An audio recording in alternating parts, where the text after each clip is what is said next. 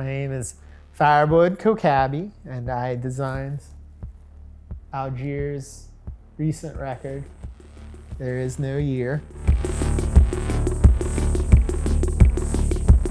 Do you recall how you even first came upon this? Yeah, I had gone to Chicago for work, and I had seen a Sarah Charlesworth exhibit, and that is the first time I saw that image.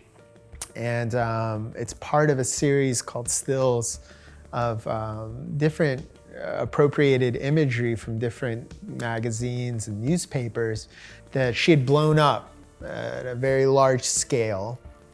And it was really impactful. But this one in particular, the composition of it just seemed really interesting and cool and kind of mysterious. You didn't understand the context. And we kind of know what happens after this point, but this is the medium essentially trying to stop time. Yeah, I think we talked about sort of a level of conviction in thrusting yourself towards anything. Yeah. And I think it had all these underlying tones, very cerebral thoughts around it. But I think at the end of the day, we just also thought the composition was just phenomenal. So there's these really, really honed in ideas of this band. And so how do you break free of that? How do you break out of that? While still obviously keeping it natural. You know, you don't want to kind of fake the funk there. And so that was the challenge, that was the challenge, is finding this different sort of emotion to pull out of this band. Everything you've done before haunts and overlooks like what Right. you do from now in a way. So it was one of those things where it's like, I guess the idea that you have this monolithic, monochrome starting point, and then you're kind of moving into these other things, you're carrying that with you. Right. And when people look at this specific thing, if they're familiar with the body of work, they're also seeing those other things in their periphery when they look at that thing. So in many ways, I think that's a fun place to be, because you have a lot more playfulness with those ideas than if you're starting at the beginning. For sure. And I feel like that's with music in general and music packaging, you have this opportunity to like really build on something that, maybe it needs a mirror or maybe it needs it flipped on its head. So, you could have a record of cold electronic music, or you can have this really brooding post-punk thing, whatever it is.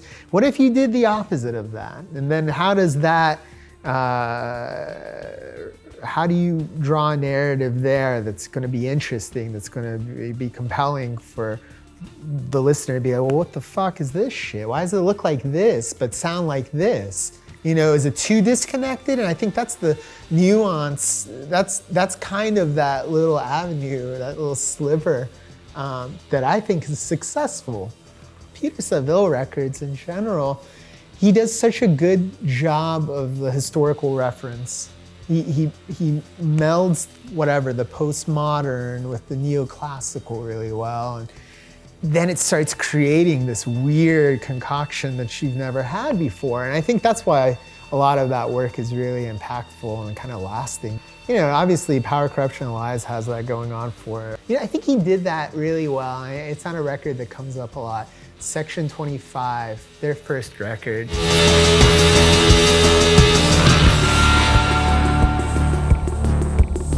It's a weird world that this kind of builds. It's a weird sort of feeling to get when you have this really rigid, I think a Caslon or whatever the stupid typeface is. But then you crack it open and you have this marble, right? You have this luxury going on, and just really elaborate, the folder and whatnot. And you listen to this music and it is, for what it is, just really, really wonderfully right there on the verge of catchy but never really catchy post-punk, really skeletal sort of emotive post-punk. And I didn't think that this would be the way it needed to come out if I was the designer initially, but it just happens. It kind of makes itself. It forces itself to be this thing. I don't know if that comes across very well, but the record couldn't be anything else but this sleeve. Yeah. And I think that's the most successful records. There's not going to be somebody else doing a riff on it. There's not going to be iterations of the design. And I think that's what Peter Saville really did, is he embeds the spirit of the music within the artwork, regardless of whether or not it matches it. Whether it's a mirror of that, he gives it that extra layer. He creates that new narrative. And I think that happens with Algiers a lot in your most obscure moments. Whether it could be the album art occasionally, but really I think the performances, the visuals around it, those photos within the first record, I feel like you can't escape those things because they're so inherently what Algiers is. That's what it's supposed to be in this case. And I think the beauty of working on the new record was how do I take that and expand upon it in a way that's not, purposely ignorant of what's come before, as you said. Another thing that was thrown your way too, Frank had written this poem. He kind of reiterated that this formulated a large part of the work to him, and it was a really important part of this record and what it was going to be. Yeah. And that card is a motherfucker in this case. It's this massive thing that you've probably seen it now if you've seen the record, but also if it was simply an insert, because we had an insert of just it would be so notes passive. and stuff in the underside. The previous record we had an insert that was a booklet that had just notes and lyrics and photos and things. So we could have done the exact same thing. But this didn't feel like an afterthought. This felt like it was one of the core internal organs of the record. And I don't know if anyone just sits there and reads it, but it's heavy, and I feel like if you pull that out of the record as being a sleeve or I don't know, an insert or a poster, it's a disservice not only to the poem itself, but its magnitude on the album. It leaves such an imprint as texture, but actual words itself, they're weaved throughout the record as the vocals. There is no way to disconnect that artwork from that poem. I think one way or another we were going to have to figure out how to use that poem. And in this case, again, similar to this,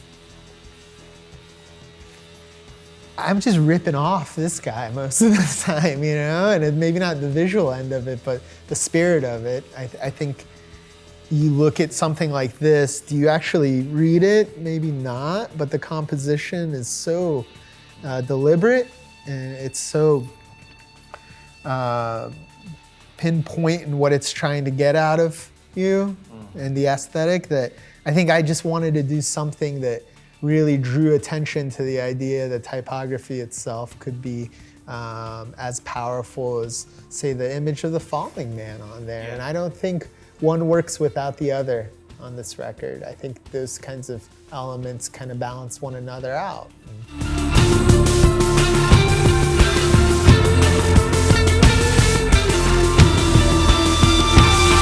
You did Moses' record, the Moon Diagrams record. That that's like one of my favorite Geographic North releases. Like, I just thought the design for that was fantastic, and this almost feels like a continuation of some of those ideas, because it was working with a lot, like lots of type in a more like kind of editorial kind of way. Yeah, it had some, this has its own sort of photojournalistic value to it, but at the end of the day, it seemed like the simplicity of the pure elements, the large type, small type, and this really, really striking image, that's all you really needed. You didn't need the tricks and the cutouts and die cuts and whatnot.